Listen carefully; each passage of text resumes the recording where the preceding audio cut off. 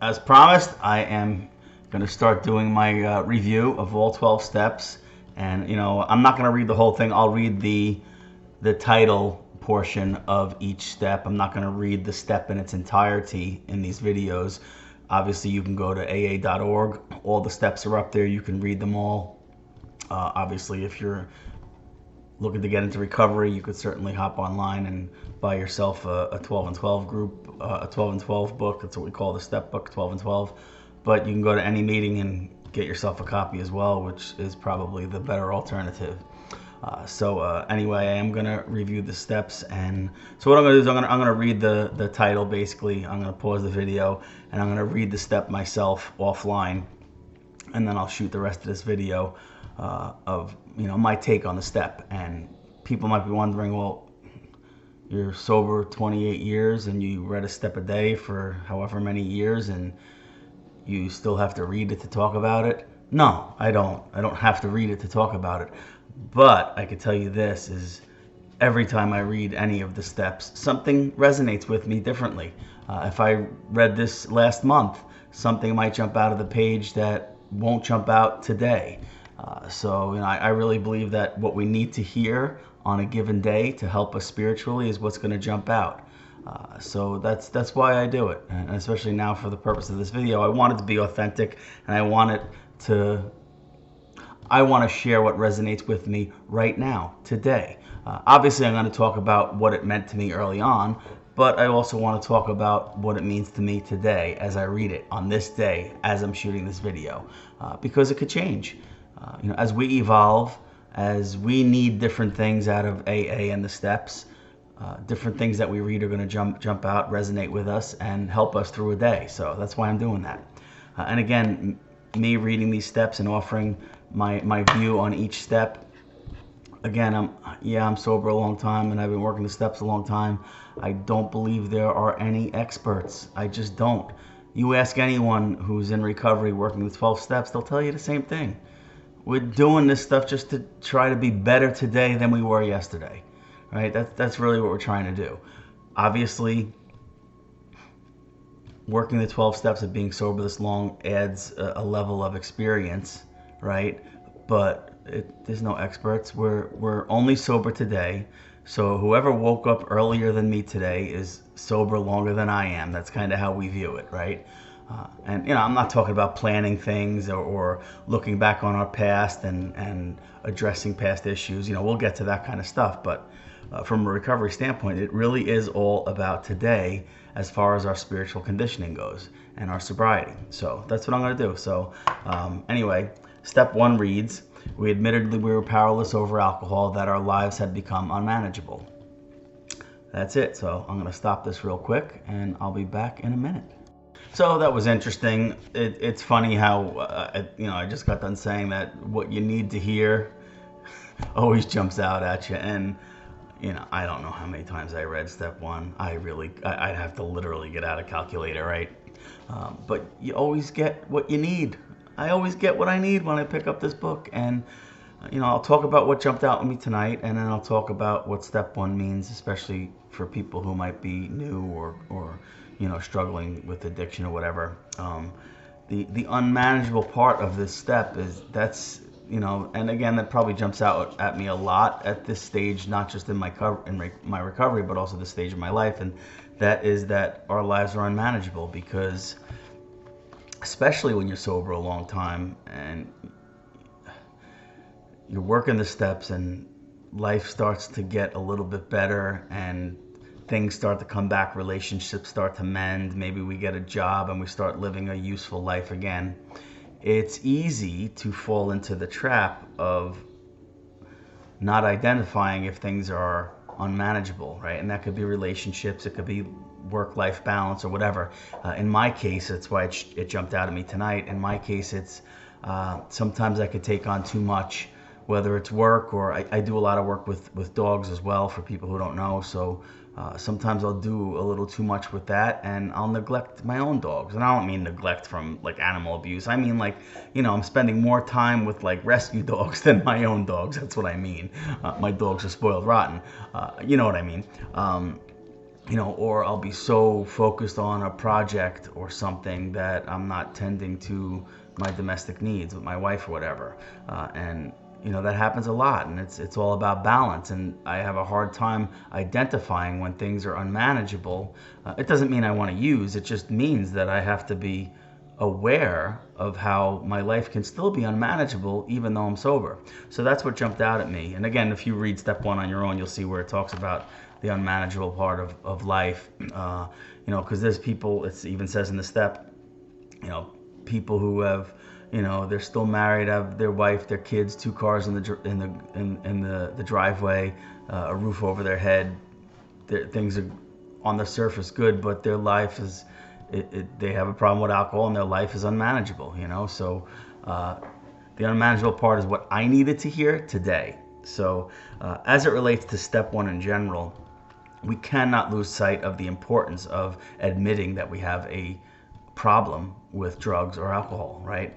And again, I go to AA, but the home group that I was raised in, we are an open group, so we accept all addictions, alcohol, drugs, overeaters, gamblers, whatever.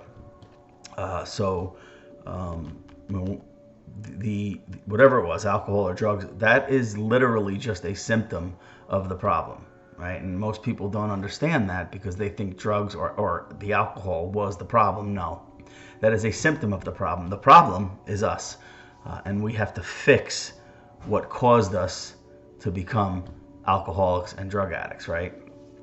And the most important part of that process is admitting that we have a problem, right? Surrendering to the fact that we have a drug problem.